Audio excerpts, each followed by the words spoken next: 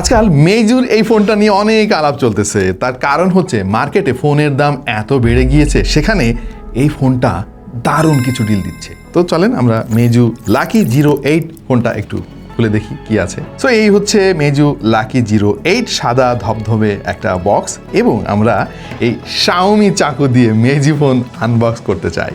Unbox করতে করতে একটু জানিয়ে রাখি, মেইজু কিন্তু নতুন কোনো ব্র্যান্ড না, অনেক আগে থেকেই কিন্তু মার্কেটে এক্সিস্ট করে, এবং কোনো একটা সময় বলা যায় যে মেইজু স্মার্টফোন জগতে বেশ নাম করা একটা ব্র্যান্ড ছিল।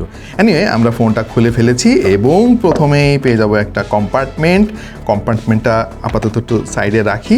এরপরে মেইজু লাকি 08 স্মার্টফোনটা, এবং লুকটা কিন্তু সেই খেয়াল করে দেখেন, একটু ডিফারেন্ট কাইন্ড অফ ভাইব দিচ্ছে এই ফোনটা আপাতত একটু সাইডে রেখে দেখি এই বক্সের মধ্যে কি আছে।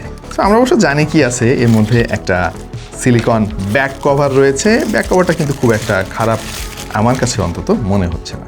অলরাইট, এখানে সিম ইজেক্টর পিন রয়েছে, এবং দেখতে চাই এই বক্সের মধ্যে আর কি আছে। এই কম্পার্টমেন্টটা সরালেই পেয়ে যাব আমরা একটা ডেটা কেবল এবং একটা 45 ওয়াটের চার্জিং ব্রিক। সো এই হচ্ছে মেইজু লাকি 08 হোয়াইট কালার আমাদের কাছে এসেছে, এবং কিছুটা মার্বেল টাইপের ডিজাইন। আপনাদের কাছে কেমন লাগলো এই ডিজাইনটা অবশ্যই জানিয়ে দিন কমেন্ট সেকশনে। Presenting Meizu lucky 08। এই ফোনে রয়েছে 144 হার্জের একটা অ্যামোলেড ডিসপ্লে।